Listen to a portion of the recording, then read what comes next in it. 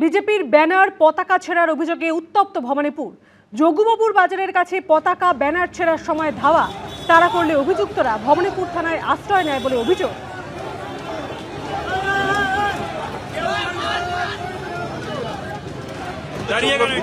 বিক্ষোভ ভবানীপুর থানার সামনে আমি দাঁড়িয়ে আছি, যেখানে রাস্তার একাংশ জুড়ে বিজেপির কর্মী সমর্থকরা তারা কিছুক্ষণ আগে অবধি অবস্থান চালাচ্ছিলেন। ইতিমধ্যে পুলিশের সঙ্গে কথা হয়েছে এবং তারপর বিক্ষোভ তুলে নেওয়ার সিদ্ধান্ত হয়েছে। ঠিক কিভাবে ঘটনার সূত্রপাত, রাত 8টা নাগাদ যোগুবাবুর বাজার এলাকাতে বেশ কয়েকজন তারা হলুদ টি শার্ট পরা ছিল, যেমনটা বিজেপির কর্মী সমর্থকদের অভিযোগ। তাদের এই টি শার্টে ফ্যাম লেখা ছিল এবং যেমনটা অভিযোগ যে এরা টিএমসির কর্মী, তারা বিজেপির যে পতাকা, যে ফেস্টুন, যে ব্যানার লাগানো ছিল ভোটের প্রচারের জন্য, সেই সমস্ত কিছু যোগুবাবুর বাজার এলাকায় সেখানে সেগুলো ছিটছিলেন এবং এই ঘটনার প্রতিবাদ করা হয়।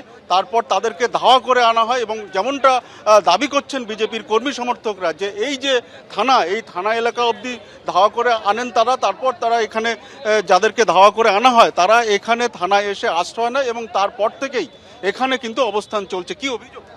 দেখুন, অভিযোগ এটা আছে কি প্রশাসনকে 3-4 দিন থেকে এরকম হচ্ছে অন্য ড্রেসে, আজকে হলুদ ড্রেসে মোটামুটি আপনি বুঝেন 30+ লোক পুরো শুভেন্দু অধিকারী যে এলওপি লিডার অপোজিশন আছেন, যে ভবানীপুরে বিজেপি উমেদবার রয়েছেন, ওনার ব্যানার পোস্টার, তারপরে ওই আমাদের ফ্ল্যাগ, আমরা ভাবছিলাম বোধহয় ইলেকশন কমিশনের লোক হতে পারে। পরে দেখলাম তো কিছু নেই, এটা হলুদ কাপড় পরে রয়েছে আর সব তৃণমূলের কার্যকর্তা, সারা তৃণমূলকে সমাজ বিরোধী টাইপের লোক আছে, মহিলাও আর জেন্টস সব।